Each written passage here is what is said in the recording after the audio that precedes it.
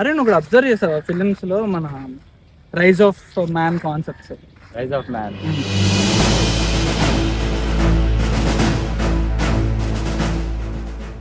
అంటే example first KGF ఏంటి, వాడు ఒక చిన్న స్ట్రీట్స్ లోంచి ఒక పేద పిల్లోడు ఎలా ఒక ఎంపరర్ ని తన కేజీఎఫ్ ని బిల్డ్ చేసుకున్నాడు, ఎలా వీళ్ళని బిల్డ్ చేసుకున్నాం అంటే వాళ్ళ అమ్మ కోరిక వాట్ ఎవర్ ఒక రీజన్, ఒక ఎమోషనల్ సంథింగ్ టచ్ ఇచ్చి ఒక మామూలు హ్యూమన్ సూపర్ హ్యూమన్ అయ్యాడు.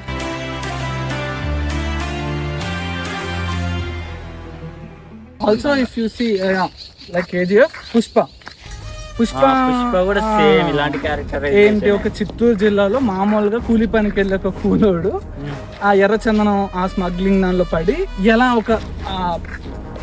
ఎలా దానికి ఒక హైయెస్ట్. మళ్ళీ దీంట్లో కూడా నువ్వు చూసుకుంటే అమ్మ సెంటిమెంట్ ఉంటుంది దీంట్లో కూడా కొంచెం.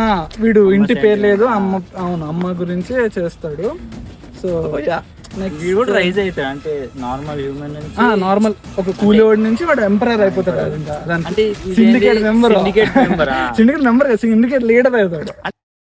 బాగా ఎక్సైట్మెంట్ ఫీల్ అవుతుంది. నెక్స్ట్ మొన్న కొత్త వచ్చింది ఏంటిది, అది గ్యాంగ్స్ ఆఫ్ గోదావరి కూడా అలాంటి స్టోరీ అని అన్నారు. అంటే లైక్ రత్న నార్మల్ ఇలా ఏదో పని చేసుకుని పొలిటికల్ గా ఎలా ఎదిగాడు తన కెరియర్.